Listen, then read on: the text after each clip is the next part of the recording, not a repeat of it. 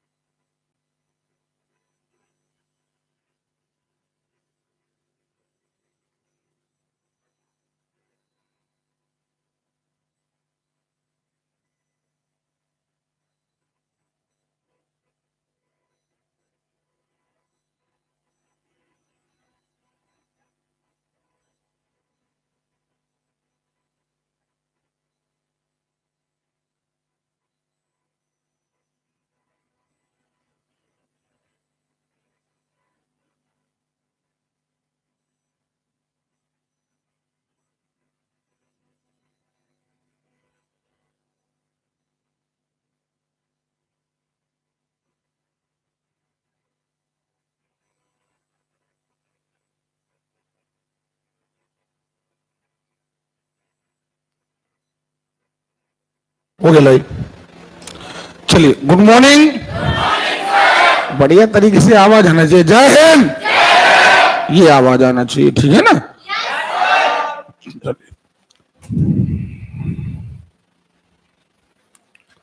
अब यहां देखें, कल तक हमने पढ़ा था पूरी पर्वतमालाएं, और पर्वतमालाओं के बाद हमने पढ़े थे दर्रे।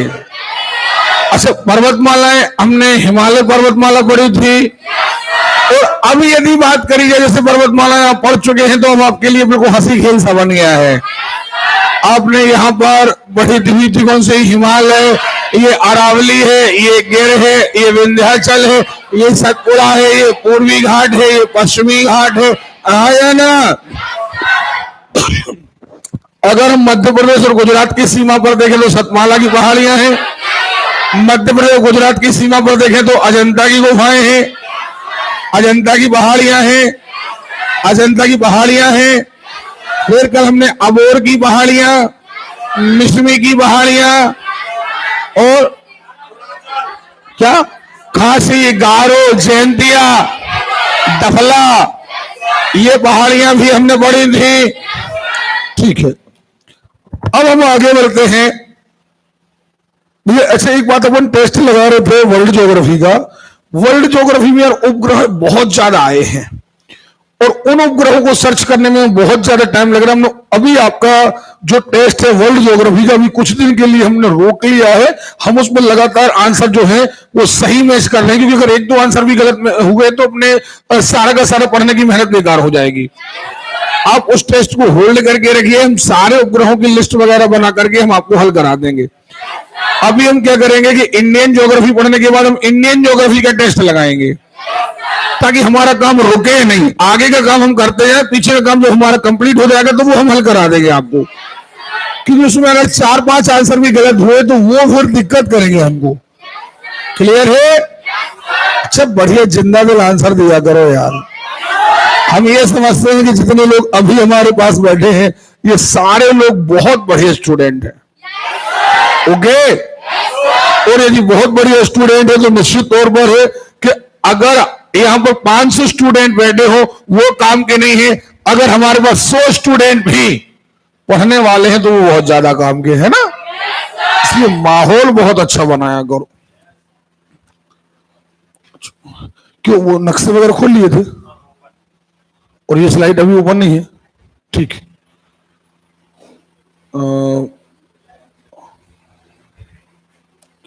दर्रे पर निकल पढ़ लिए थे हिमनद। अब देखें जरा हिमनद, ये हिमनद एक्चुअली कहलाते क्या है? हिमनद कहलाते हैं भैया कि हमने हिमालय पर्वत पढ़ा, लद्दाख से लेकर के तिब्बत वाला भाग पढ़ा, और यहां पर टेम्परेचर बहुत डाउन है।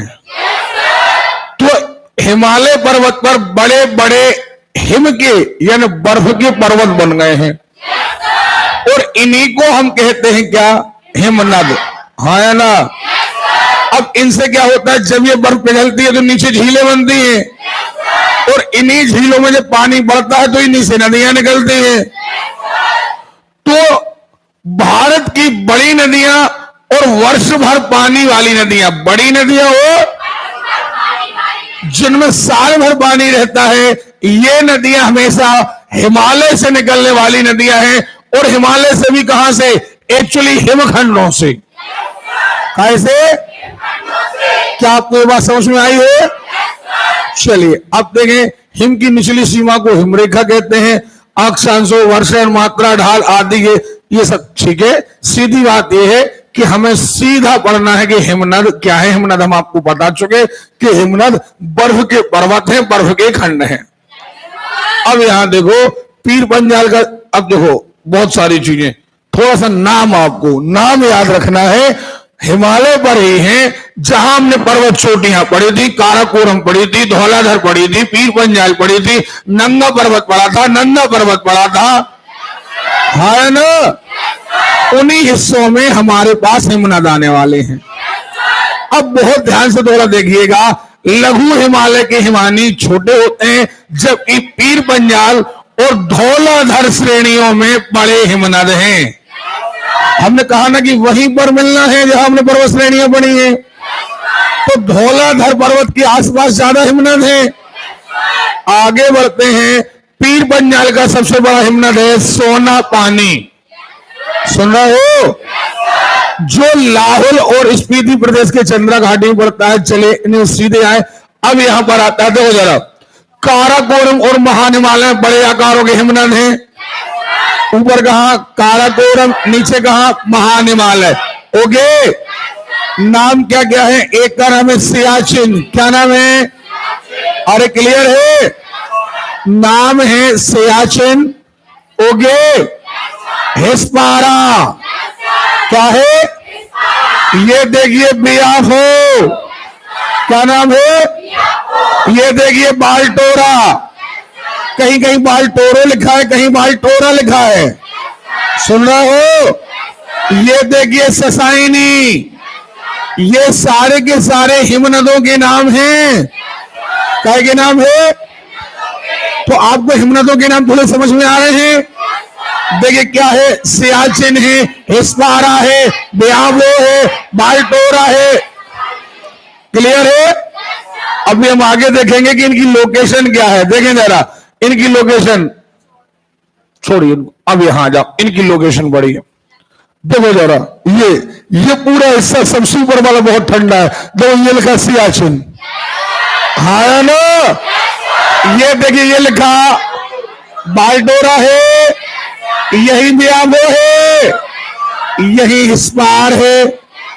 ये देखिए ज्यादातर हिस्से लद्दाख में ही बढ़ रहे हैं। कहां बढ़ रहे हैं? लद्दाख में काराकोरम श्रेणी कहा हमने, और यहीं पर हमने कहा महान हिमालय माने हिमाद्री। अब देखिए यहीं पर, अब नीचे आए तो यहां पर जो गंगा नदी वगैरह निकलती है, देखो यहां पर ये गंगोत्री, यमुनोत्री, ये देखिए सतोपात। अरे क्लियर है? तो ये उत्तराखंड वाले एरिया में भी ग्लेशियर पाए जाते हैं, जहां से बड़ी नदियां निकलती हैं, जहां से गंगा निकलती है, यमुना निकलती है। ओके, तो यहां पर उत्तराखंड में है, और यहां ये लद्दाख वाला एरिया है, और कुछ हिस्सा मिल सकता है यहां पर। तो देखो एक यहां पर लिखा है जुमू ग्लेशियर। तो क्या आपको ये समझ में आ गया है? इनकी लोकेशन याद हो गई है? हमने अभी पढ़ा था क्या, सियाचिन है, बियावो है, बाल्टोरा है। ओके, तो आपको थोड़ा सा याद रखना है कि ये कहां है। अब आते हैं भारत के प्रमुख हिमनद। अब हिमनद की लिस्ट वाइज देखते हैं। सियाचिन, सियाचिन कहां पड़ता है? कारगिल। बट एक बात याद रखना, देखिए जरा, छोटी छोटी चीजों से कलेक्ट करके ही आपका पेपर निकलता है। अब जैसे हमने कहा ज्योग्राफी, हर चीज को पढ़ेंगे तो हम एक बार डन कर लेंगे कि ज्योग्राफी का पेपर बाहर जाने वाला नहीं। और अगर हमने कहा अरे ये नहीं आता, तो याद रखना पेपर में हमें कुछ नहीं पता क्या आता है और क्या नहीं आता। ओके, इसलिए तैयारी ऐसी करना है A to Z। क्लियर है? सियाचिन कहां? बियाफो कहां? लद्दाख वाले एरिया पड़ा था। हिस्पार कहां? काराकोरम श्रेणी में पड़ेगा। अब आप कहोगे सर काराकोरम, तो ये लद्दाख से लेकर के काराकोरम पहली लेयर काराकोरम है। पहली लेयर कौन है? काराकोरम। फिर क्या है? लद्दाख। फिर क्या है? जास्कर। फिर हिमाद्री है। ओके, फिर नीचे शिवालिक है। चलिए इस पार आ गया, काराकोरम पर है, तो ज्यादातर तो काराकोरम पर पड़ गए। बालटोरा भी कहां है? चोंगुलमा, काराकोरम। ओके, देखिए इनमें सबसे ऊंचा है सियाचिन। सबसे ऊंचा क्या है? अरे क्लियर है? खोरदोजिन काराकोरम में है, रिमो कश्मीर में है, पुनमहा कश्मीर में है, गंगोत्री उत्तराखंड में है, जेमू सिक्किम में है, ससाइनी काराकोरम में है। ससाइनी पढ़ा था ना, ये भी कहा है? ये रूपल देखें कश्मीर में है, दियामीर कश्मीर में है। तो यहां पर हमने कुछ आपको हिमनद बढ़ा दिए हैं, और इन्हीं हिमनदों से बनेंगी हिम झीलें, और इन्हीं से निकलेंगी नदियां। क्या निकलेंगी? इसीलिए आपने देखा होगा भारत की सबसे बड़ी नदियां सिंधु, ब्रह्मपुत्र, गंगा, यमुना, ये सारी नदियां हिमालय क्षेत्र से ही निकलती हैं। क्यों? क्योंकि हिमालय में हिमनद है, और हिमनद है तो साल भर बर्फ पिघलती है। साल भर बर्फ पिघलती है तो साल भर इन नदियों में पानी बना रहता है। ओके, चलिए आगे बढ़ते हैं। हमने पर्वत पढ़े हैं, हिमनद पढ़े हैं, तो पेपर में एक प्रश्न और आता है कि कई सारे नगर जो पर्वतों पर स्थित हैं, और पूछा जाता है कि ये नगर है कहां। जैसे आज आप शिमला घूमने जाते हैं, सुन रहे हो, तो एक्चुअली एक पर्वतीय नगर है, पर्वत पर स्थित है, और हम इसे घूमने जाते हैं, पर्यटन स्थल है। हम ऊटी घूमने जाते हैं, श्रीनगर घूमने जाते हैं, तो एक्चुअली ये है क्या? ये पर्वतों पर स्थित नगर हैं। तो ऐसे नगर जो पर्वतों की चोटियों पर स्थित हैं, ये भी एक नंबर का क्वेश्चन आपकी परीक्षा में आता है कि आखिर ये नगर कहां है। आपने ऊटी का नाम कहा, कहां है? मनाली कहां है? सुन रहे हो? क्लियर है? दार्जिलिंग का नाम आपने सुना होगा। तो बस वही चीजें हमें पढ़ना है। ये देखें, जैसे आया गुलमर्ग, क्या आया? कहां है? ओके, एक बार आपको रिवाइज कर लेना है। गुलमर्ग कहां है? आगे आए पहलगांव, कहां? श्रीनगर कहां? अरे क्लियर है? अब श्रीनगर तो सबको पता है, पहलगांव याद हो गया। शिमला कहां है? शिमला कहां है? अरे क्लियर है? लोग ज्यादातर गर्मियों में यहां जाते हैं घूमने, क्योंकि यहां पर ठंडा मौसम रहता है। मनाली कहां है? कसौली कहां है? पक्का? अब अगर परीक्षा में अगर पहले आपकी चोंच खोलते रहना चाहिए, ध्यान रखना इस बात का। अगर आप याद करते रहते तो हर क्वेश्चन आपसे बनेगा। हमने आपसे कहा शिमला, मनाली, कसौली, अरे क्लियर है? आगे देखते हैं पर्वतीय नगरों में कुल्लू घाटी, हमने कहा सोलन, मंडी भी कहा है, और डलहौजी। ये डलहौजी के निवास का एक स्थान था, इसके लिए इसका नाम पड़ गया डलहौजी। क्या पड़ गया? तो डलहौजी भी कहां है? मंडी कहां है?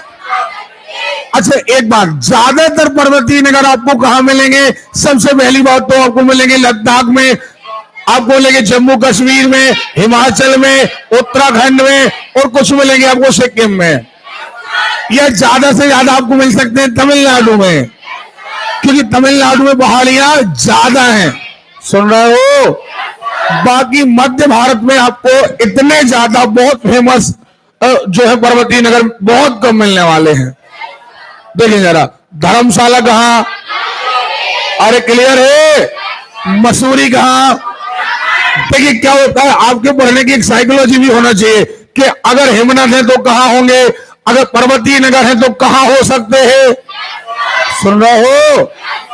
तो देखिए जरा, मसूरी कहां है? आवाज ही नहीं आ रही है। अल्मोड़ा कहां? अल्मोड़ा कहां? चलिए लेस डाउन कहां? मुक्तेश्वर, रानीखेत, भोपाली और नैनीताल। क्लियर है? ये उत्तराखंड के हैं। ये देखें, अब नीचे आ जाओ। अब कहां गए? पश्चिम बंगाल। क्योंकि आपको याद हो, हमने आपको हिमालय पढ़ाया पश्चिम बंगाल सिक्किम तक, नहीं पढ़ाया है। यानी सिक्किम में, अरुणाचल प्रदेश में भी पर्वतीय नगर मिलने की संभावना है कि नहीं है? तो आप देखें, हमने कहा दार्जिलिंग कहां, मेरे कहां, कालीपोंग, गंगटोक, गंगटोक कहां, शिलांग कहां। अरे क्लियर है? अब देख सापुतारा कहां, Gujarat, mount Abu, Pachmarhi, okay, Khandala, okay, Lonavala, Panchgani. अरे क्लियर है? महाबलेश्वर। अरे भैया ये वो वाला हिस्सा पश्चिमी घाट नहीं बढ़ा था। पश्चिमी घाट महाराष्ट्र में, कर्नाटक में, केरल में, हाँ या ना? ये वाला हिस्सा पूर्वी घाट। तो अब महाराष्ट्र के कुछ नगर मिल रहे हैं। क्लियर है? देखो नंदी हिल्स कहां, कर्नाटक, महाबलेश्वर कहां। क्लियर है? ये देखें केमानगुंडी कहां, कर्नाटक में, मन्नार केरल में, पेरियार केरल में, ओके, और कुन्नूर तमिलनाडु, ऊटी सुनाई नहीं दिया। अरे क्लियर है? कोटलेस Tamil Nadu, Yercaud Tamil Nadu, Kodaikanal Tamil Nadu. Very very most important. Kodaikanal कहां है? अरे क्लियर है? चलिए कोटगिरी, रांची, झारखंड, रांची। अरे क्लियर है? चलिए, तो यहां पर पर्वतीय नगर हो गए। अब देखिए फिर वही बात, जब आप बहुत ज्यादा अच्छा बढ़िया अध्ययन करते हैं तो आपको पता है कि ज्यादातर जहां जहां पर्वत है वहीं पर्वतीय नगर होंगे। अरे पर्वत कहां जाता है? या तो कहां, लद्दाख, जम्मू कश्मीर, फिर कहां, हिमाचल। तो सबसे ज्यादा हिमाचल में और उत्तराखंड में, 2-3 है पश्चिम बंगाल में और सिक्किम में। अगर नीचे आए तो हमने एक माउंट आबू पढ़ा है, मध्य प्रदेश में धूपगढ़ पढ़ा है, नहीं पढ़ा है। अरे क्लियर है? महाराष्ट्र महाबलेश्वर है। तो महाराष्ट्र, कर्नाटक, केरल, केरल का ज्यादातर पेरियार है, हाँ या ना? तो इन एरियाज में हमें ज्यादातर पर्वतीय नगर मिलने वाले हैं। और 1 नंबर का क्वेश्चन आपके पेपर में आता है, हमने आपको बता दिया। अगर आप चूक करते हैं, देखिए हमने बहुत ज्यादा देखा है कि लड़के लड़कियों को जो चीज बताई जाती है वो उसे फॉलो नहीं करते, बाद में पछताते हैं। तो यहां से 1 नंबर का क्वेश्चन आना है। आपके नोट्स में हमने दिया हुआ है पर्वतीय नगर, सुन रहे हो? जो चीज हम आपको बता देते हैं उसे आपको हर हाल में याद करना है। चलिए, तो यहां पर ये पर्वतीय नगर आपका खत्म। अब देखें जरा, आते हैं अपन अब बहुत बढ़िया तरीके से नक्शा देखिएगा, बहुत मस्त। अब कॉपियां बंद कर दो, आप रजिस्टर, आप कॉपी बंद कर दो, नोट्स बंद कर दो, नोट्स बंद कर दो, अपनी टेबल को खाली रखो ताकि आपका नक्शा अच्छे से फैला रहे। अगर 2-3 लोगों के पास नक्शा है तो आप एक नक्शा खोल लें, बाकी नक्शे को बंद कर लें। आपकी टेबल पर नक्शा आपका अच्छे से फैला होना चाहिए।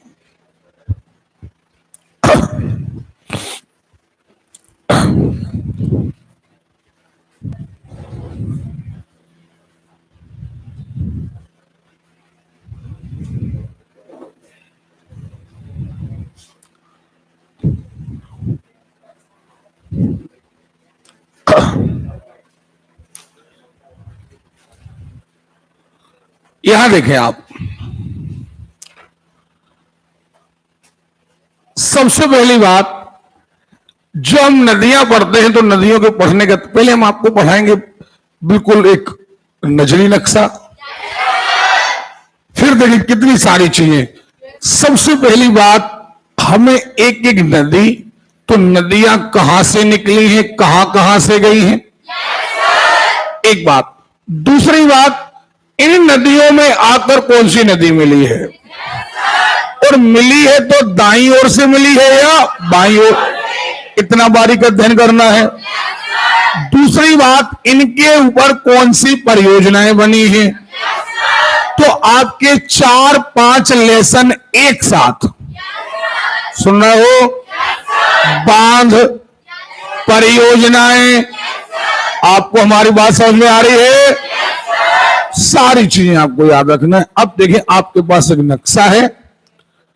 सबसे पहली बात, आप यदि देखें तो भारत की नदियों को हम खास तौर पर 2 भागों में बांटते हैं। एक हम कहते हैं हिमालय नदी तंत्र, और नदी तंत्र को हम अपवाह तंत्र भी कहते हैं। क्या? अपवाह तंत्र का अपवाह यानी पानी का क्षेत्र, सुन रहे हो। अच्छा, एक बात और, यहां पर आपको एक बात और जान लेना जरूरी है, हालांकि हम बता चुके हैं। एक डेल्टा और एक एस्चुरी, है ना। डेल्टा हमने आपको बताया था कि जब नदी समुद्र में मिलने लगती है तो कई धाराओं में बढ़ जाती है, इसे कहते हैं डेल्टा। क्या कहते हैं? ओके। और जब नदी किसी खड्ड से होकर के, एक सकरी घाटी से होकर के सीधा समुद्र में मिल जाती है, उसे हम कहते हैं एस्चुरी। क्या कहते हैं? याद रखिएगा। यहां पर हम आपको एक बात, चलिए हम चर्चा बाद में करते हैं, पहले हम नदियां देख लें। देखें जरा, यहां पर ये वाला हिस्सा हिमालय का है। अब बार बार हिमालय बनाने की आवश्यकता नहीं है, आपको पता है कि ये वाला हिस्सा पूरा गाय का है, हाँ ना। हम ऐसा क्लियर कर दे रहे हैं, ये वाला हिस्सा गाय का है। अरे क्लियर है। जब ये हिस्सा हिमालय का है तो एक बात तय है कि यहां हिमनद भी ज्यादा होंगे। अगर हिमनद ज्यादा होंगे तो निश्चित तौर पर हिमनद से बनी झीलें भी, अरे क्लियर है। और ये वाला हिस्सा अगर हम देखें तो आप देखिए, हिमालय में ये वाला हिस्सा कहलाता है तिब्बत। क्या कहलाता है? अरे क्लियर है। और तिब्बत के इस वाले एरिया में हिमनद ज्यादा होने के कारण यहां झीलें ज्यादा हैं, सुन रहे हो। झीलें बहुत ज्यादा हैं। तो अब देखिए, इस एरिया से नदियां ज्यादा निकलेंगी। ये वाला एरिया एक ऊपर की ओर नदियों को ले जाता है, एक नीचे की ओर नदियों को ले जाता है। एक दूसरा भारत का उत्तराखंड, भारत का, अभी अभी हमने यहां पर ग्लेशियर पढ़े थे, ग्लेशियर यानी हिमनद, और यहां से भी नदियां निकलेंगी। और जैसा कि हमने कहा है कि ये वाला हिस्सा इस ओर ढलान है, तो नदियां ऐसी आएंगी। अरे क्लियर है? नहीं आ रही बात में? आ रही है। अब देखिए, यहां पर सबसे इंपॉर्टेंट बात क्या है, हम यहां पर तिब्बत की एक झील पढ़ते हैं। अब यहां देखना जरा, अभी आप मानसरोवर को एकदम याद मत रखो। अभी जो हम आपसे कह रहे हैं कि अभी पहले नदियां, हमने आपसे बिल्कुल नहीं कहा कि ये झील याद, हमने कहा तिब्बत की एक झील। ओके। यहां से एक सबसे बड़ी नदी निकली है। अच्छा एक बात, बड़ी नदी, सबसे बड़ी नदी, और इसमें आकर जब छोटी नदियां मिलती हैं तो बड़ी नदी के नाम से ही जानी जाती हैं। जैसे इस एरिया में सबसे बड़ी नदी है सिंधु नदी। कौन है? अच्छा एक बात और याद रखिएगा, 2-3 नदियों के नाम से पूरा भारत का जो नदी तंत्र है वो जाना जाता है। जैसे यहां हम देखें, यहां पर ये वाली नदी है सिंधु नदी। कौन है? अभी हम सारी चीजें आपको 1 बाय 1 बताने वाले हैं। बाकी सारी नदियां आकर सिंधु में गिर जाती हैं। यानी इस परिवार का मुखिया कौन है? सिंधु। तो ये कहलाएगा सिंधु नदी तंत्र। क्या कहलाएगा? अरे क्लियर है? अगर हम नीचे आए तो यहां पर एक बड़ी नदी आती है, गंगा। कौन आती है? एक बड़ी नदी आती है, गंगा। सुन रहे हो? अब गंगा में आकर मिलती है यमुना, और यहां से कहीं गंडा, घाघरा, कोसी, यहां से आती है चंबल। सुन रहे हो? तो ये सारा नदी तंत्र कहलाता है गंगा नदी तंत्र। क्या कहलाता है? तो एक हमने कहा, अच्छा इसी गंगा में आकर मिलती है ब्रह्मपुत्र। कौन मिलती है? क्योंकि गंगा भी बड़ी है और ब्रह्मपुत्र भी बड़ी है, इसलिए ओवरऑल से दो दूर नाम दे दिए जाते हैं, गंगा ब्रह्मपुत्र नदी तंत्र। इसे क्या कहा जाता है? अब आपको प्रेशर नहीं डालना, अभी तो हम केवल नाम बता रहे हैं। अभी हम आपको ज्यादा देर एक एक करके एक एक लेयर बताएंगे आपको। तो एक परिवार का नाम है सिंधु नदी तंत्र, ये सिंधु का परिवार है। ये गंगा ब्रह्मपुत्र नदी तंत्र है। तो दूसरा हो गया गंगा ब्रह्मपुत्र नदी तंत्र। अच्छा, इसके नीचे आए तो अब है प्रायद्वीपीय भारत की नदियां। हम जब आपको प्राकृतिक भारत पढ़ा रहे थे तो हमने कहा था ये पूरा प्रायद्वीपीय भारत है। प्रायद्वीपीय भारत क्यों कहा हमने? तीन ओर से समुद्र से घिरा है, याद है? तो हमने यहां पर दो नदियां खास पढ़ी थी। एक का नाम है नर्मदा। क्या नाम है? अब नर्मदा में भी बहुत सारी नदियां आकर मिल रही हैं, हम इसे कहेंगे नर्मदा नदी तंत्र। क्या कहेंगे? अरे क्लियर है? यहां पर एक आती है, क्या है? सो एक नर्मदा हो गई और एक ताप्ती हो गई, हाँ या ना? अच्छा, इस एरिया की बाकी नदियां इन दो को छोड़कर, अब यहां से आपको याद हो हमने गंगा पढ़ी थी, अब यहां से इसके बाजू से आती है यमुना, इसमें चली जाती है चंबल, हाँ या ना? अच्छा, यहां अगर हम छोटी मोटी नदियां देखें, अगर यहां पर हम बेतवा देखें, बेतवा यमुना में जा रही है। यहीं पर सोन नदी आती है, गंगा में मिल जाती है। यहां पश्चिम बंगाल में दामोदर नदी है, अंत में गंगा में मिल जाती है। तो यहां की सारी नदियां हम गंगा में ही पढ़ेंगे। काहे पढ़ेंगे? यानी जब हम गंगा नदी तंत्र पढ़ रहे होंगे तो मध्य प्रदेश की नदियां, वहीं पर थोड़ी सी जो छत्तीसगढ़ की नदियां, उत्तर प्रदेश की नदियां, पश्चिम बंगाल की नदियां, बिहार की नदियां, क्योंकि वो कहीं मिलेंगी गंगा में। कहीं में? तो हमारा मोस्टली हिसाब वहां गंगा बन जाएगा। क्लियर है? अब प्रायद्वीप भारत पर हम आए तो हमने कहा यहां पर नर्मदा है और यहां पर, अब आगे दक्षिण भारत की नदियां। कहां आगे? तो दक्षिण भारत में याद रखिएगा, भारत में, भारत के अंदर दो तरह, सिंधु भारत के बाहर, फिर बाहर, गंगा नदी भी भारत के अंदर बहते बहते कहां चलेगी? बाहर। लेकिन इसका एक हिस्सा भारत के अंदर ही है। अगर हम भारत के अंदर ही अंदर देखें तो सबसे लंबी नदी गंगा है और नंबर 2 पर आती है गोदावरी। कौन आती है? नंबर 2 पर कौन आती है? अरे क्लियर है? तो ये देखें, ये दक्षिण भारत की सबसे लंबी नदी है। कौन है? गोदावरी। कौन है? आवाज नहीं आ रही है? अब इनका थोड़ा रूट थोड़ा सा भी हाल, थोड़ा सा, ये देखें, ये महाराष्ट्र निकल रही है, ये महाराष्ट्र के बाजू में तेलंगाना और आंध्र प्रदेश। सही है? अभी मोटा माटी हिसाब। अच्छा, गोदावरी के नीचे कृष्णा। अच्छा, इसकी आजू बाजू वाली नदियां कहां मिल जाएंगी? गोदावरी। कहां? अरे क्लियर है? यहां तक कि मध्य प्रदेश के नीचे वाली नदियां, महाराष्ट्र की नदियां जाकर के गोदावरी में मिलेंगी कि नहीं मिलेंगी?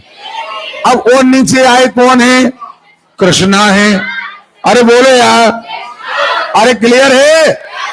सो कृष्णा वही वाले एरिया से, महाराष्ट्र से निकलेगी, महाराष्ट्र है, कर्नाटक है, तेलंगाना है, आंध्र प्रदेश। सुन रहे हो? अरे क्लियर है? सो ये क्या हो गई? कृष्णा। ओके, अब और नीचे आए सो क्या? कावेरी। कौन है? अरे क्लियर है? सो ये नीचे देखो, कर्नाटक वाले एरिया से तमिलनाडु तक क्या है? तो दक्षिण भारत में 3 नदियां बनना है, गोदावरी, कृष्णा, कावेरी। ओके, और छोटी छोटी नदियां और भी हम पढ़ेंगे, कहीं भीमा पढ़ेंगे, सुन रहे हो? तुंगभद्रा पढ़ेंगे, पेरियार नदी पढ़ेंगे। यहां पर अगर मध्य भारत में देखें तो हम यहां पर नर्मदा और ताप्ती के अलावा महानदी पढ़ेंगे, सुन रहे हो? तो हम पहले बात कर रहे हैं उन नदियों की जो एक नदी तंत्र बनाती हैं। ओके, तो अब हमारा सबसे पहला टारगेट है सिंधु नदी तंत्र। क्या टारगेट है? हमें आवाज नहीं आ रही है। अरे क्लियर है? पक्का? चलिए, अब पहले सिंधु नदी तंत्र का हमें नक्शा बनाना सीखना है। बाद में हम ये देखेंगे कि कौन नदी कहां से निकली है, ये सेकेंडरी मैटर है। आप ये देखें, हम जिस तरीके से आपको याद कराएं, जैसे अभी हम कहते हैं तिब्बत से निकली है, तो अभी आपको तिब्बत मानना है, हाँ ना? फिर बाद में अपन इससे बिल्कुल बारीकी से पढ़ेंगे कि ये इस हिमखंड से, ये वाली इस हिमखंड से, हाँ या ना? आप देखें, बिल्कुल वैसे ही आपको पढ़ना है जैसा मैंने आप बता रहा। सबसे पहला आपको याद रखना है कि यहां पर ये तिब्बत वाले हिस्से से एक नदी निकलती है जिसका नाम है सिंधु, हाँ है ना? और ये साहू जी नींद आ रही? आ रही है? ईमानदारी तो नींद आ रही है? चाहे बुलवाएं, इसे पूछ रहे, बुलवाएं? हमारी चाय बहुत कड़वी होती है। सुने, अब यहां से ये नदी लद्दाख में प्रवेश कर गई। पहले जब लद्दाख अलग नहीं था तो हम कहते थे जम्मू कश्मीर में प्रवेश कर गई, लेकिन अब ऐसा नहीं कहेंगे हम। अब क्या कहेंगे? अरे क्लियर है? देखो आप, ये और फिर ये पाकिस्तान निकल गई, ये पाकिस्तान का एरिया है, और आकर के ये यहां गिर गई अरब सागर। कहां गिर गई? आवाज नहीं आ रही है? कौन सी नदी है? कौन सी नदी है? सिंधु नदी तिब्बत से निकली है। कहां से? लद्दाख में प्रवेश कर गई है। कहां? अरे क्लियर है? और गिरी कहां है? अरब सागर में। कहां गिरी है? सुनाई नहीं दिया? क्लियर है? अब देखें, इस नदी तंत्र में तो बहुत सारी नदियां दिखाई दे रही हैं, लेकिन इनमें जो सबसे बड़ी सेकंड नदी है वो है चिनाब। क्या? अरे क्लियर है? और ये चिनाब निकली है हिमाचल प्रदेश से। कहां से? हमें सुनाई नहीं दिया? अरे क्लियर है? और ये हिमाचल से ऊपर की ओर गई, सो प्रवेश कर गई जम्मू कश्मीर। कहां प्रवेश कर गई? अरे क्लियर है? और जम्मू कश्मीर से ये बाहर निकली और पाकिस्तान चली गई, और अंत में मिल गई काय में? आवाज ही नहीं आ रही? तो अभी हाल हम एक दूसरी नदी, सेकेंडरी नदी पढ़ते हैं, जो दूसरे नंबर की नदी है। कौन? आवाज ही नहीं आ रही? अरे क्लियर है? हमने कहा चिनाब। पक्का? अरे क्लियर है? तो चिनाब नदी दूसरी नदी है, हिमाचल प्रदेश से निकलती है। अब मिलती कहां है? सिंधु में। जहां पर मिलती है उसे हम संगम कहते हैं, या कहते हैं मुहाना। क्या कहते हैं? तो सिंधु नदी का मुहाना क्या हो गया? सॉरी चिनाब नदी का मुहाना क्या हो गया? ओके, हमेशा बड़ी नदी में मिलती है। जैसे यहां पर चिनाव मिल गई है और सिंधु मिल गई है, तो आप सिंधु को चिनाव में नहीं मिलाएंगे, चिनाव को कहेंगे कहां में मिल गई। लेकिन कई बार पेपर ऐसे आते हैं कि पता चला वास्तव में चिनाव मिलती है कहां? सिंधु में। लेकिन कई बार एग्जाम में ऐसा देखा गया है कि कई बार उन्होंने कहा कि सिंधु नदी मिलती है, अब पता चला उन्होंने नहीं कहा अरब सागर में जाकर मिलती है, उन्होंने निशान लगा दिया इतने इतने, तो फिर आपको अंत में लिख देना चिनाव। नहीं आ रही बात सुने? क्योंकि सही तो वो भी है। हम मिलना कहते हैं, छोटा मिलता है बड़े में। ओके, अब ये चिनाव है। चिनाब में कौन कौन आकर मिली, अब देखना जरा। चिनाब में अब ऊपर से जम्मू कश्मीर आया ना। जम्मू कश्मीर का एक जिला पड़ता है अनंतनाग। क्या पड़ता है? वहां झील पड़ती है वेरीनाग। सुन रहे हो? और इस झील के पास से एक नदी निकलती है, इसका नाम है झेलम। क्या नाम है? आवाज नहीं आ रही है? और ये झेलम कुछ दूर तक भारत और पाकिस्तान की सीमा बनाती है। देखो आप अपने नक्शे में देखो, बिल्कुल जहां से पाकिस्तान और हिंदुस्तान की बॉर्डर है वो झेलम के द्वारा ही बनी है। देखो बनी है ना। ये देखो झेलम यहां तक आई, अब यहां से बॉर्डर बना रही है। फिर कहां प्रवेश कर गई है? पाकिस्तान में। तो पाकिस्तान में प्रवेश करी सो काय में मिल गई? चिनाव में। काय में? तो निकली है जम्मू कश्मीर से और मिली कहां है? चिनाव। आवाज नहीं आ रही है? अरे क्लियर है? कहां मिली है? पक्का? अरे क्लियर है? कहां मिली है? तो हमने पहले पढ़ी सिंधु। क्या पढ़ी? सिंधु के बाद हमारी एक नदी आती है। ओके, क्या? चिनाव आती है। पक्का? अरे क्लियर है? ठीक है। अब यहां देखे, यहां पर एक नदी चिनाव। चिनाव में एक नदी चिनाव के पास वाली है, हिमाचल के पास ही एक ही दर्रे से दो नदियां निकलती हैं। एक ही दर्रे से दो नदियां निकलती हैं, एक का नाम है रावी और एक का नाम है व्यास। एक का नाम है रावी, एक का नाम है व्यास। सुन रहे हो?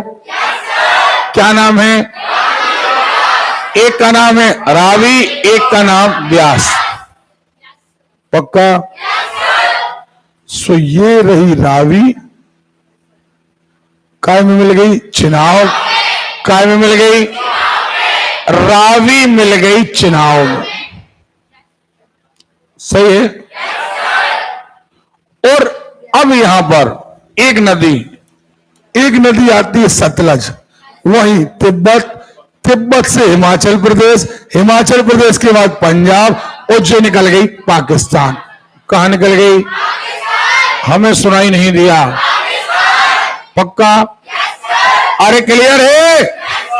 कहां निकल गई? पक्का? अरे क्लियर है? पाकिस्तान निकल गई और ये जाकर मिल गई चिनाव में, क्योंकि सतलज का एरिया, सतलज का पानी कम है, चिनाव का पानी ज्यादा है, इसलिए कहा जाता है कि सतलज काय में मिली? चिनाव। चिनाव ऑप्शन में ना है तो डायरेक्ट कह सकते हो सिंधु। सुन रहे हो? पक्का? और यहां से एक हिमाचल से नदी निकली थी व्यास, और ये व्यास आकर काय में मिल गई? काय में? इतनी नदियों में मात्र एक नदी है व्यास। मात्र कौन सी नदी? जो भारत से निकली है और भारत में ही समाप्त हो गई। बाकी सारी नदियां या तो बाहर से निकली हैं, जैसे आपने सिंधु देखी बाहर से निकली है, बाहर तक गई है। सतलज बाहर से निकली है, अरे क्लियर है। लेकिन झेलम, चिनाब, रावी ये नदियां निकली भारत से है और गई पाकिस्तान है। गई कहां है? आपको समझ में आया है?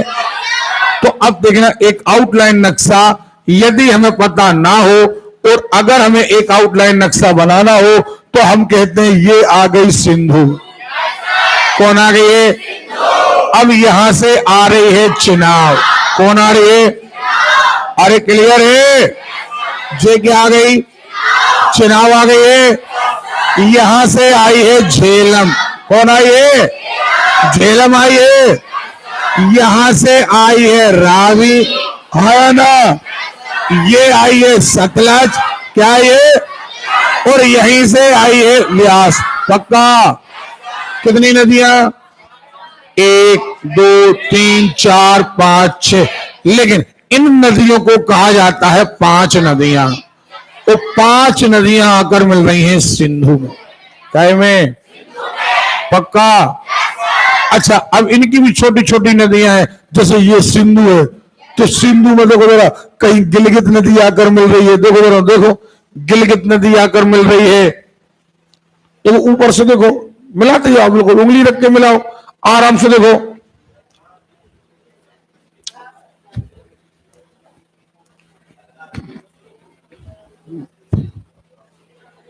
चलो अब ये नक्शा 2 3 बार आप बना के देखो। जल्दी, हम चाय पी करके आ रहे हैं, तब तक आप 2 3 बार ये नक्शा बना करके देखो कि सिंधु नदी में कौन कौन सी नदियां आकर के मिल रही हैं।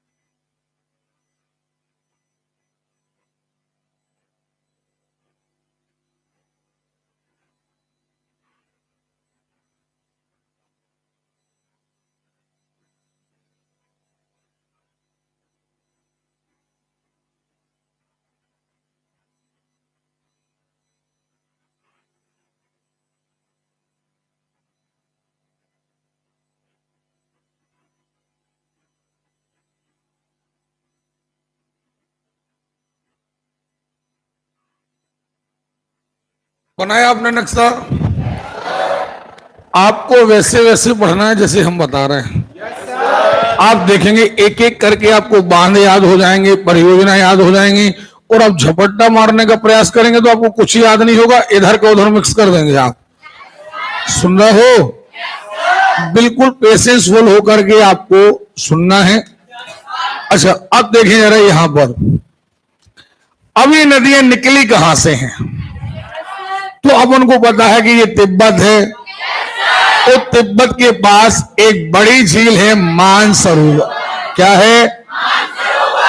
और मानसरोवर से यहीं से सिंधु निकली है। अरे क्लियर है? और यहीं से निकली है सतलज।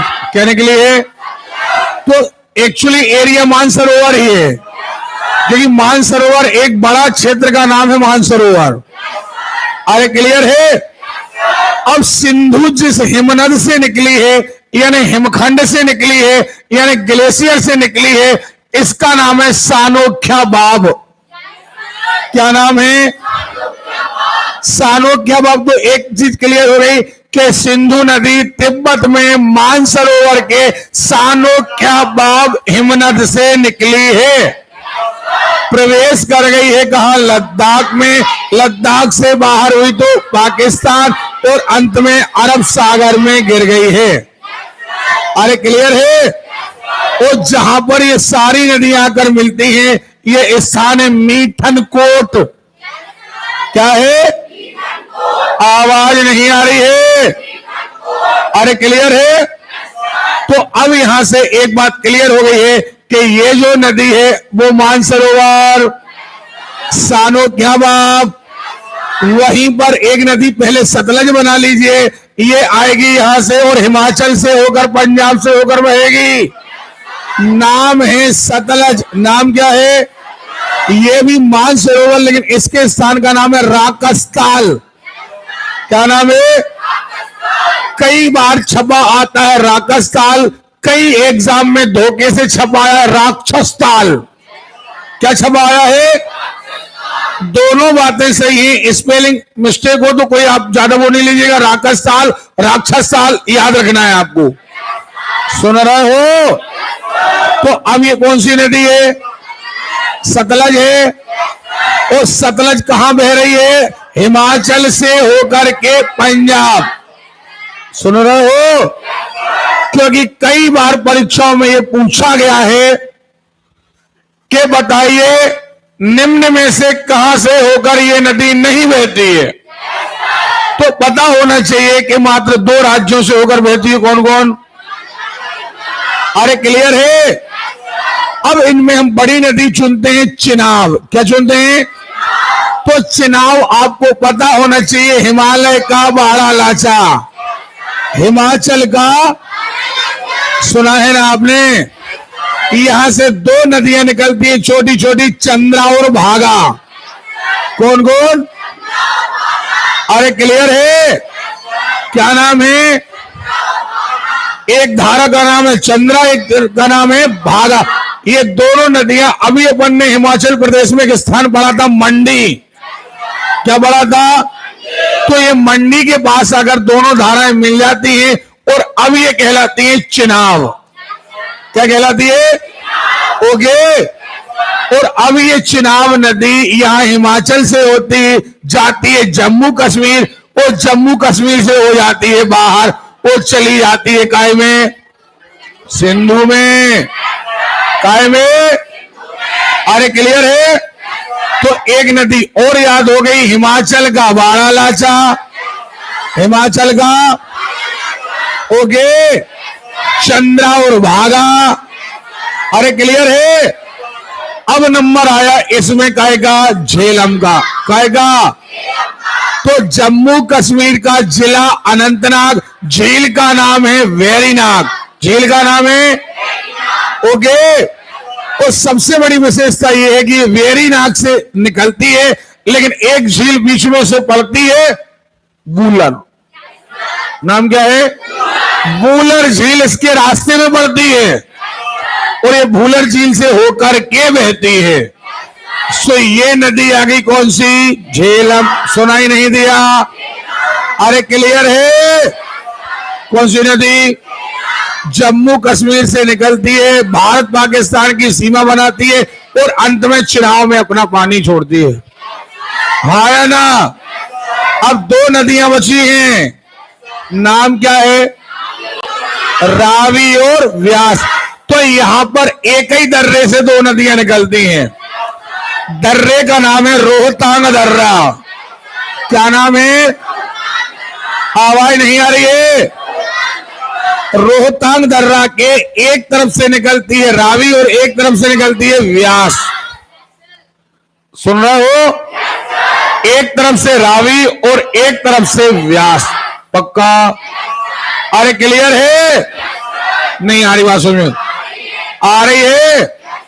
एक तरफ से रावी आती है, एक तरफ से व्यास आती है। रावी अपना पानी छोड़ती है काय में? सुन रहे हो? तो हिमाचल और ये पंजाब वाले एरिया से होकर के रावी बहती है और हिमाचल पंजाब से होकर के ये चली जाती है व्यास काय में। दोनों रोहतांग दर्रे से निकलती हैं। अब आपको एक चीज और याद हो गई कि ये नदियां निकलती कहां से हैं और बहती कहां से। पक्का? अगर ये नक्शा हमारे पास ना हो तो क्या आप बता सकते हो? बिल्कुल बता सकते हैं। पहली नदी कौन है? क्योंकि इस एरिया में सबसे बड़ी नदी कौन है? अरे क्लियर है? और अगर सिंधु नदी सबसे बड़ी है तो निकलती है तिब्बत, मानसरोवर, सानोक्या बाप, फिर चली गई कहां? लद्दाख के बाहर आ गई। हाँ ना? पाकिस्तान में प्रवेश कर गई हो। ओके। नंबर 2 नदी अब नीचे वाली पढ़ो, सतलज। वही मानसरोवर, राजस्थान। अब प्रवेश करी कहां? अब अपन ने एक यहां पर एक दर्रा पढ़ा था, शिवकीला पढ़ा था। इसी एरिया से प्रवेश करती है कौन? सतलज। कौन प्रवेश करती है? तो हिमाचल, पीछे क्या आएगा? पंजाब। सुन रहे हो? और निकल जाएगी पाकिस्तान। याद हो गया? मेरे कंठस्थ से याद होना चाहिए। चलिए कहां पहुंच गई? चिनाव में। हाँ या ना? अब हम चिनाव ही निकालते हैं। चिनाव कहां से निकली? हिमाचल, बाड़ा लाचा। हिमाचल, अरे क्लियर है? बाड़ा लाचा से निकली, हिमाचल ऊपर चली गई, जम्मू कश्मीर बाहर निकल गई, पाकिस्तान, और अंत में मिल गई कहां? हाँ या ना? अब चिनाव, अब ये जा रही चिनाव। अगर तुम चिनाव होते तो तुम ये कहते कि हम ऐसे जा रहे, सो दाया हाथ हमारा ये और बाया हाथ हमारा ये दाया है ना? तो झेलम आएगी दाई ओर से। झेलम कहां से आएगी? नदी जिस ओर बहती है वहां आपको यह सोचना है कि हम ही बह रहे, और हमारा दाया हाथ कहां रहेगा? हमारा बाया हाथ कहां रहेगा? तो अभी ये दाई ओर से आएगी कौन? झेलम। झेलम कहां से? जम्मू कश्मीर की वेरीनाग झील से। ओके। कहां आकर मिलेगी? आवाज नहीं आ रही? ओके। पक्का? अब बची रावी और व्यास। तो एक ही दर्रा हिमाचल का, रोहतांग दर्रा नहीं बनेगा। रोहतांग दर्रे के एक ओर से निकली रावी, एक ओर से व्यास। अब एक बार फिर रिवाइज कर लो आप, एक बार नक्शा बना लो, आउटलाइन। आउटलाइन नक्शा स्पीड बनना चाहिए।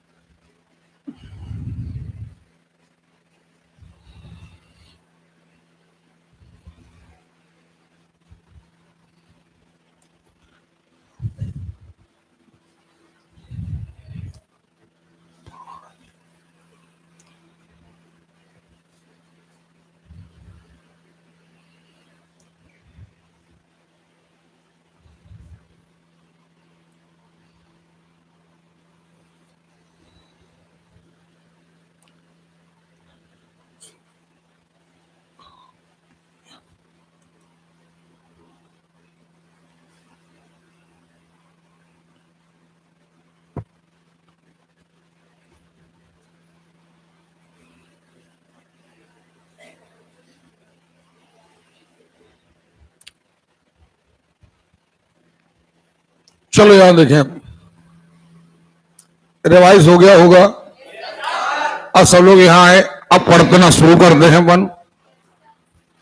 हमने पहली बात तो आपको यह बताया है कि भारत की नदियों को, अब बाह्य तंत्र को हम दो भागों में बांटेंगे, एक हिमालयी नदी और एक प्रायद्वीप।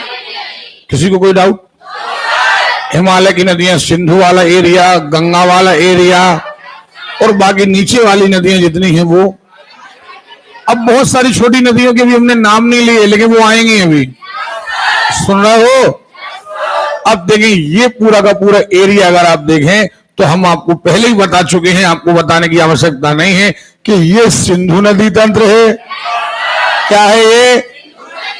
अरे क्लियर है? तो अब सिंधु नदी तंत्र हम पढ़ चुके हैं, इसलिए अब इसको फिर से आप लाइन नहीं करिए। अब यहां देखिए, अब आपको एक मिलेगा गंगा नदी तंत्र। ये उत्तराखंड है, यहां से ये नदी निकली है गंगा।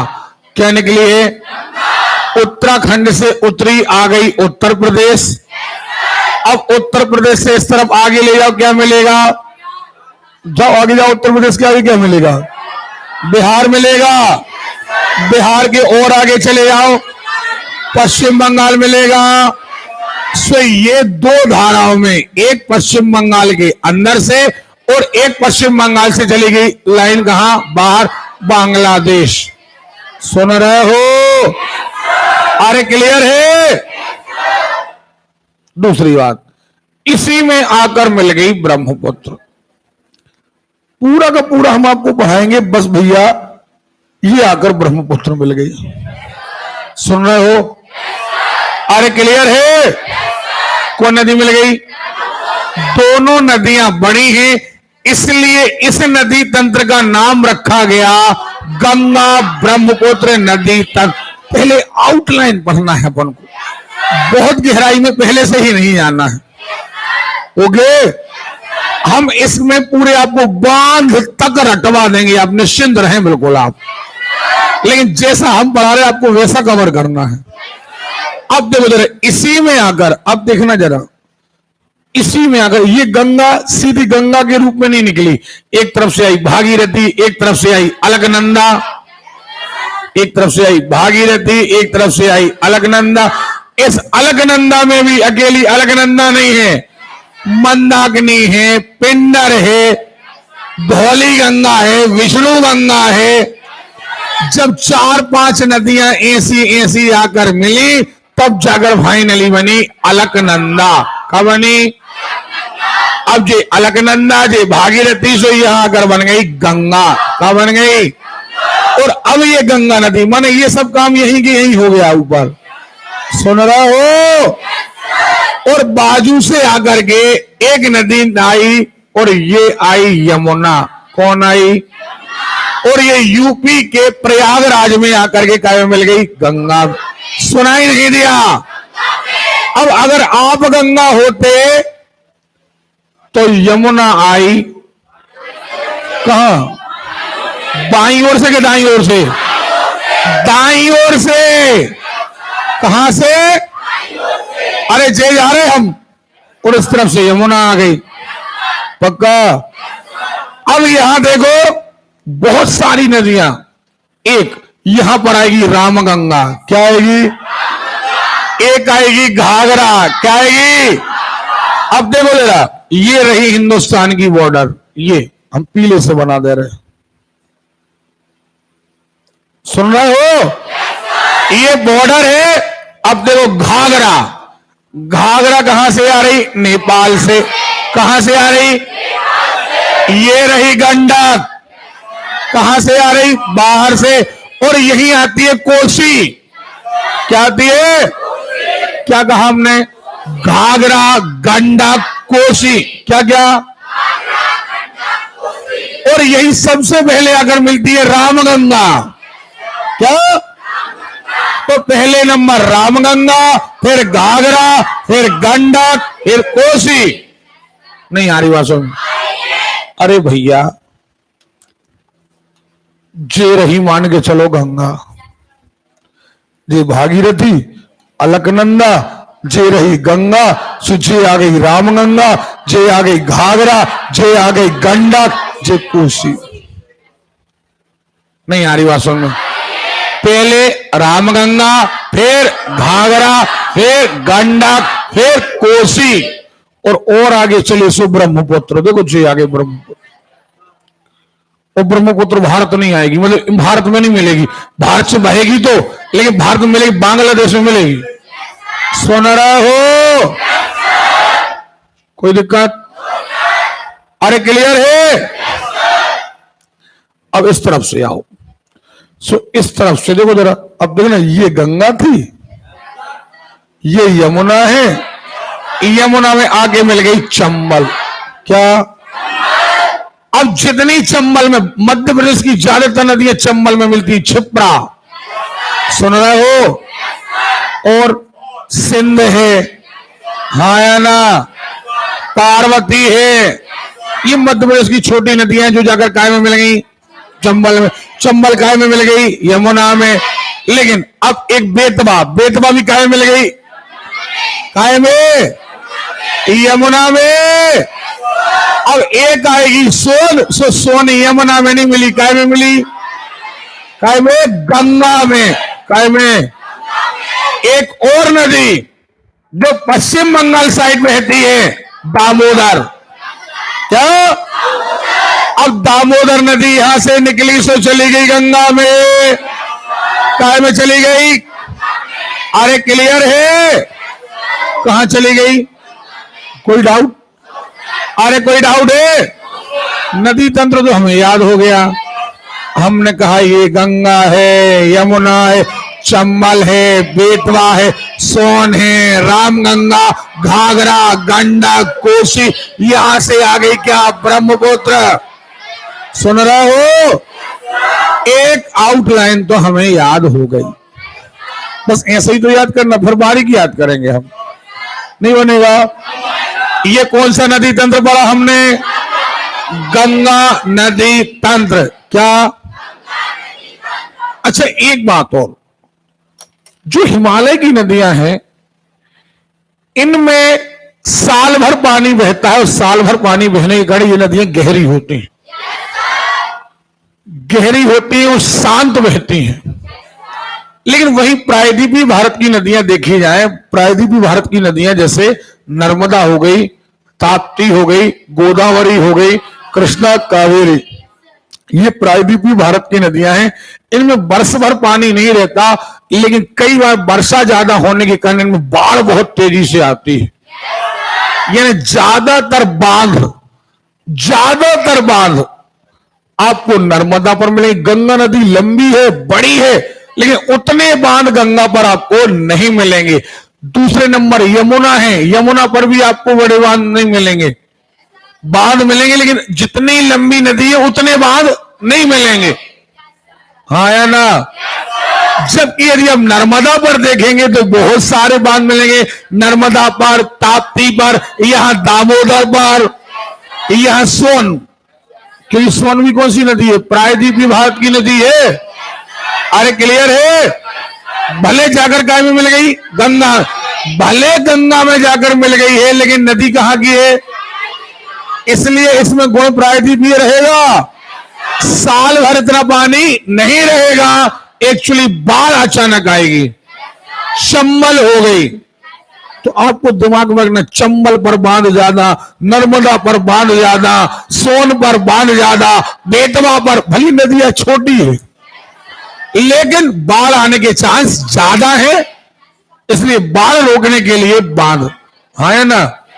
जबकि अगर आप देखोगे नदियां ऊपर वाली ज्यादा बड़ी है, गंगा बड़ी है लेकिन बांध कम है, यमुना बड़ी है, बांध कम है, सिंधु बहुत बड़ी है, लेकिन जितनी ज्यादा सिंधु बड़ी है उतने उसके हिसाब से उतने बड़े बांध नहीं, ज्यादा गिनती में ज्यादा नहीं है। झेलम, चिनाब, इन पर बांध है, सुन रहे हो? लेकिन हम कहें कि सबसे ज्यादा बांध आपको मिलेंगे प्रायद्वीपीय भारत की नदियों पर। कारण है साल भर पानी न रहना, लेकिन बरसात का पानी अचानक आना और अचानक से बाढ़ का आना। ठीक है? तो कम से कम आपको पता होना चाहिए कि पता चला पूरी गंगा नदी निकल गई, पता चला 2 ही बांध मिली, तो पता चला नर्मदा पे 300 बांध में लगे। समझ में आ रही बात? तो छोटे मोटे मिलाकर के पता चला 200-250 से ज्यादा बांध नर्मदा पर, लेकिन गंगा नदी पर वहीं देखे जाए तो उतने बांध नहीं है। कारण क्या है? तो कई बार लोग पूछ लेते हैं कारण क्या है, तो कारण पता होना चाहिए आप, हाँ या ना। और एक बात बेटा देखो, परीक्षाओं का स्वरूप लगातार बदल रहा है, लगातार आप देखते जा रहे, ऑफलाइन से कहां आ गए, ऑनलाइन आ गए हैं। भविष्य में मुझे लगता है ऐसा कि आने वाले दिनों में हर परीक्षा में एक चीज जोड़ी जाएगी, वो रहेगी इंटरव्यू। और हो सकता है कई पेपर तो रिटन होने लगे। रिटन का मतलब टिक नहीं, लिखने वाला पेपर को 2 पेपर कर दें। जब जनसंख्या ज्यादा बढ़ेगी, कंपटीशन ज्यादा बढ़ेगा, तो वो कहेंगे भैया एक पेपर आप ऐसा भी दो, एक पेपर आप रिटन भी दो। अब गंगा नदी के बारे में टिक कर लिया, अब गंगा नदी के बारे में लिखो। आप लिख तब पाओगे जब आप एक्चुअली जानोगे। या इंटरव्यू आप तब फाइट कर पाओगे, जैसे एसआई की परीक्षा में इंटरव्यू होता है, आप इंटरव्यू तब दे पाओगे जब आपको सारी जानकारियां रहेंगी। समझ में आ रही बात? तो क्या आपको गंगा नदी के बारे में पता चल गया? अब गंगा नदी के बारे में पता चला तो अब देखें जरा और 2 नदियां, ये देखो, ये नर्मदा है, क्या है ये क्या है, ये क्या है, बोलो यार, ये क्या है, कृष्णा, क्या है, और कृष्णा में आकर मिल गई तुंगभद्रा। कहा मिल गई? अरे क्लियर है? यह महाराष्ट्र से जाने वाली नदियां मिलेंगी गोदावरी में। कहां मिलेंगी? अब देखो जरा, यहां पर आपको याद हो, देखने जरा लोकेशन, ये लगभग मध्य प्रदेश था और ये वाला हिस्सा है छत्तीसगढ़। देखो नक्शे में देखो आप, है कि नहीं है? अब ये छत्तीसगढ़ से देखो जरा, ये निकली महानदी, महानदी देखो ना जरा, नहीं मिला? अरे छत्तीसगढ़ नहीं मिला रे, हाथ अलग करो जरा, कहां दिखा रहे छत्तीसगढ़? तो ये हाथ अलग करो, हम भी तो देखे ना छत्तीसगढ़ कहां बता रही तुम। हाँ, तो ये देखो महानदी, ये भी प्रायद्वीपीय भारत की नदी है, निश्चित तौर पर 100 बांध भरे रहेंगे। ये देखो क्या है, गोदावरी, ये क्या है, कावेरी, हाँ है ना। और यहां एक छोटी नदी है पेरियार, क्या है? अच्छा, अब मुझे लगता है, देखना जरा, अभी हाल नदी कहां से निकली मैटर अलग है, लेकिन हम तो पूरे भारत का यदि हमें खाली नक्शा मिल जाए, हम मान लेते हैं आपके पास भारत का नक्शा खाली, हम बोर्ड ही को मान रहे हैं, हमारे पास बोर्ड है और यही हमारे पास खाली नक्शा है, सही है? अब देखना, हमें तो नदी इस तरीके से दिख रही है, हमने कहा ये सिंधु है, आया ना, ये सतलज है, ये चिनाब है, झेलम, रावी, या आया ना, बना दिया हमने, नहीं बना दिया? अरे क्लियर है? अब गंगा है, यमुना है, चंबल है, बेतवा है, सोन है, यहां से दामोदर, हाँ या ना? अगर यहां से आउटलाइन देखा जाए तो यहां से गई है दामोदर, ये दामोदर है। अरे क्लियर है? यहां से गंगा नदी 2 भागों में है, एक बंगाल से, एक बांग्लादेश से। अब यहां पर देखो जरा, जब गंगा नदी बनी है तो हमने कहा यहां पर ये भागीरथी, अलकनंदा, अलकनंदा में भी कहीं विष्णु प्रयाग, कहीं धौली गंगा, 5 नदियां हैं ये। अब यहां से ये रामगंगा। अरे क्लियर है? ये कौन सी नदी का नक्शा है? बोलो। चंबल यमुना में, बेतवा यमुना में, सोन गंगा में, रामगंगा, गंगा में घाघरा, गंगा में गंडक, गंगा में कोसी, गंगा में दामोदर, गंगा में ब्रह्मपुत्र, गंगा में एक चूक नहीं होने वाली। सुन रहे हो? अब नीचे आए, नर्मदा, जो छत्तीसगढ़ वाला एरिया, महानदी, अरे क्लियर है? नहीं है? महानदी नहीं है? छत्तीसगढ़ से देखो आंध्र प्रदेश निकल गई। सॉरी सॉरी, समझ लिया करो, कभी कभार मुंह से गलत निकल जाता। उड़ीसा, छत्तीसगढ़ के उस तरफ उड़ीसा, हाँ या ना? क्लियर है? भैया इतना नक्शा रटाया है हमने आपको कि अगर हमारे मुंह से भी गलत निकल जाए तो तुम्हें याद आ जाएगा कि सर उस तरफ अपने पड़ोसी उस तरफ हैं, उड़ीसा आंध्र प्रदेश तो नीचे है। अब ये पता चल गया, और नीचे आए,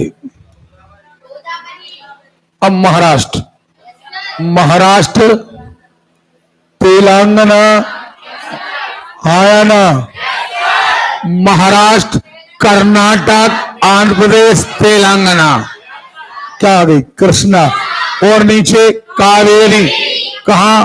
कर्नाटक, तमिलनाडु। सुन रहे हो? आपको रजिस्टर में 5 बार, जैसा हमने बोर्ड पर खाली पेपर पर नक्शा बनाया, ध्यान से नक्शा बनाइए। आप देखेंगे कि सारी नदियां भारत की आपको याद हो गई। फिर अपन पढ़ेंगे कहीं लूनी, बनास। सुन रहे हो?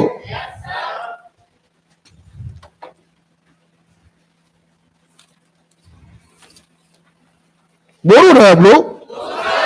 हमें लग रहा है बोर हो रहे हैं आप लोग। आपके पास 5 से 7 मिनट का टाइम है। बढ़िया, इसलिए कहते हैं गाढ़े पेन रखा करें आप।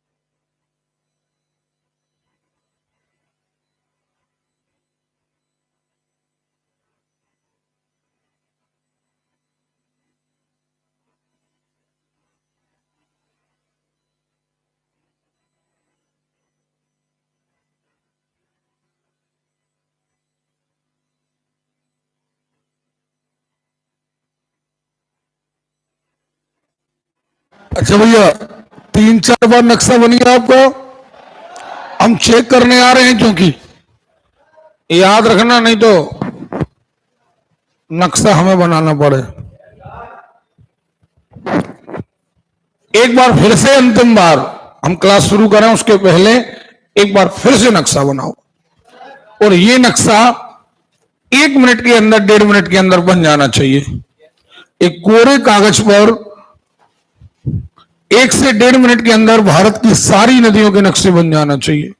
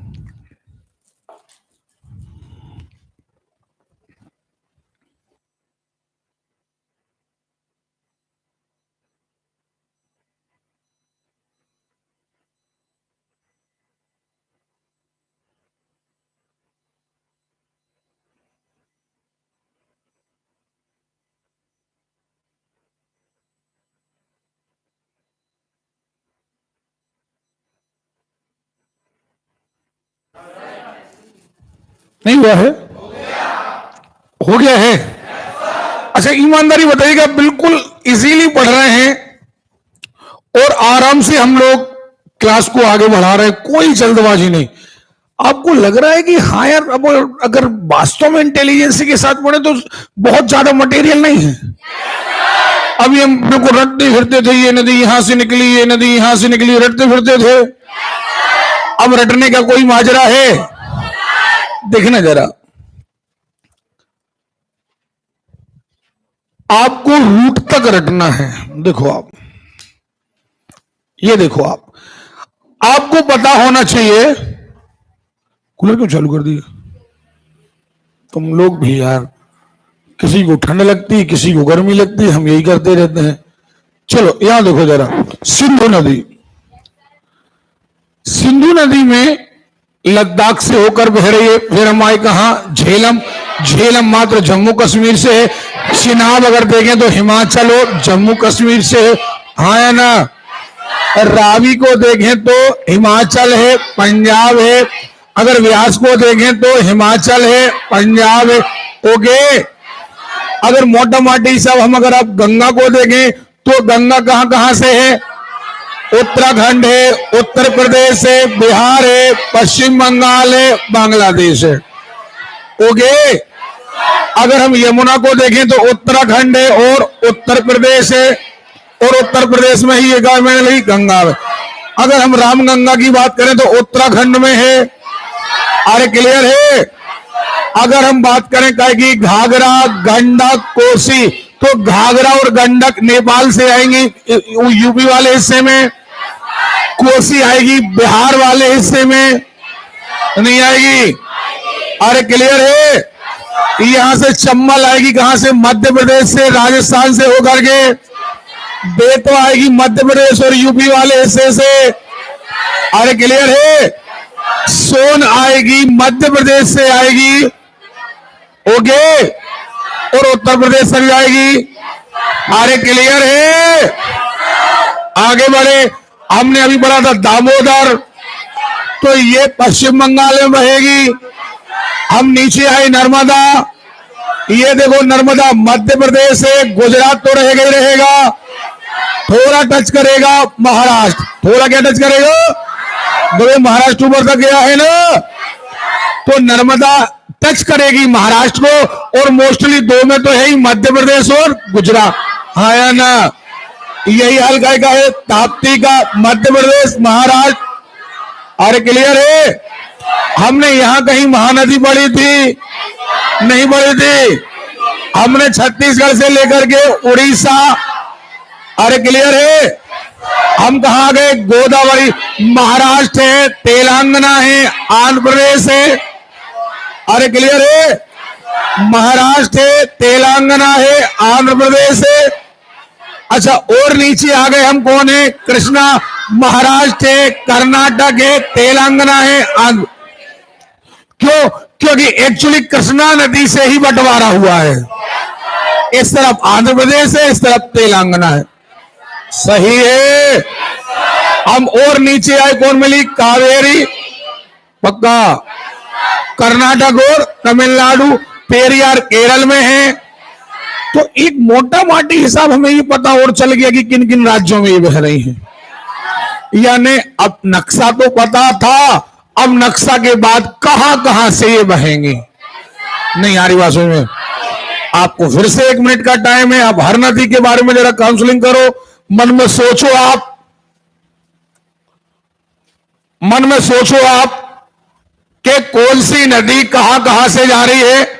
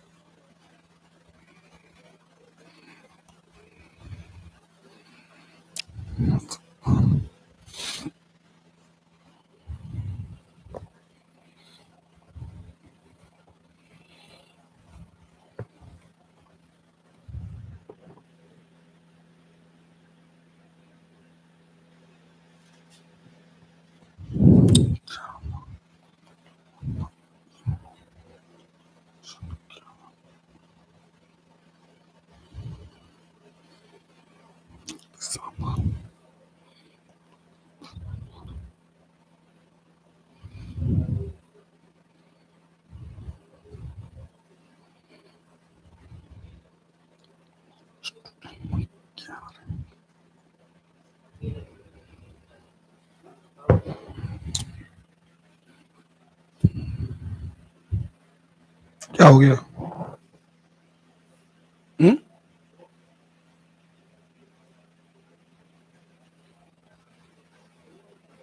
बिल्कुल बारीकी से याद होना चाहिए बेटा। वो धीरे धीरे करके भी परियोजना तक याद होने वाली है आपको।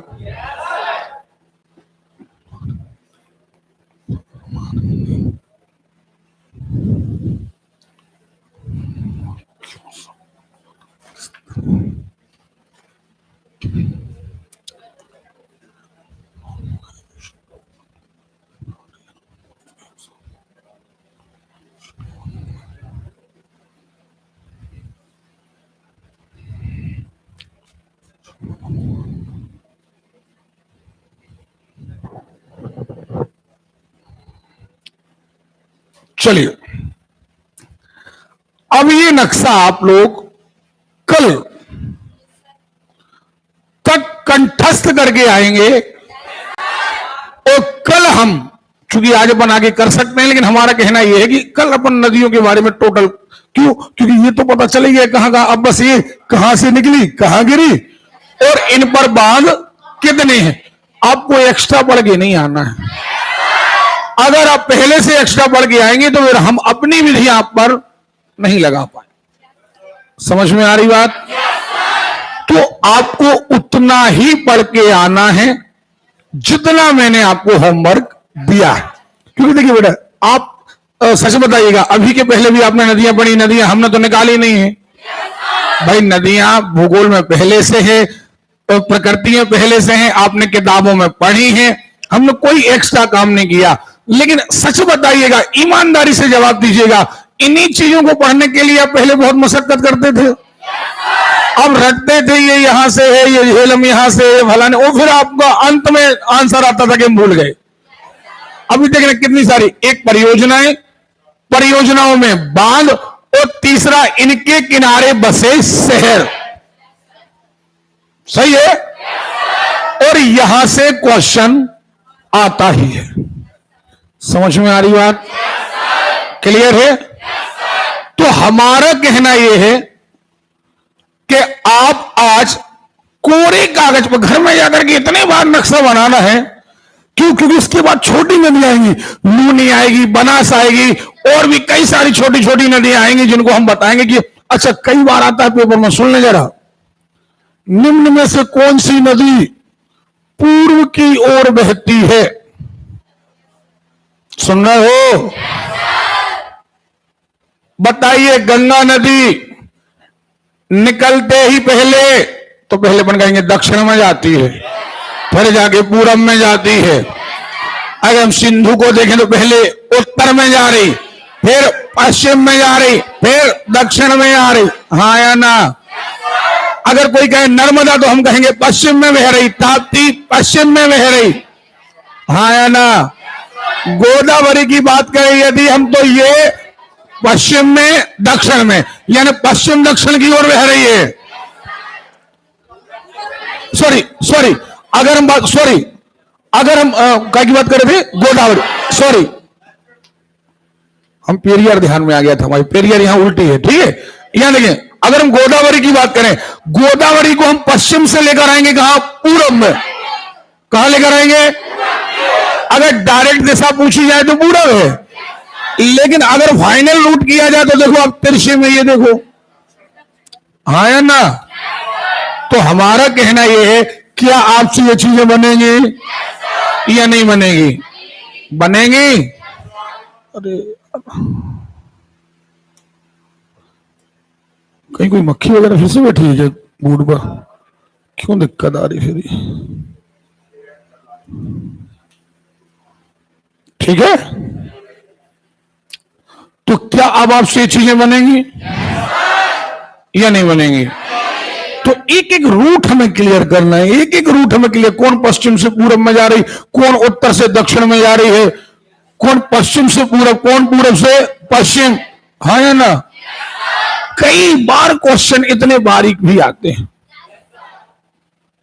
ठीक है, बात समझ में आ रही है? अच्छा, अब हम शुरुआत करेंगे गणित की। गणित में हम पढ़ रहे हैं क्या? घातांक। क्या पढ़ रहे हैं? अरे क्लियर है? अच्छा,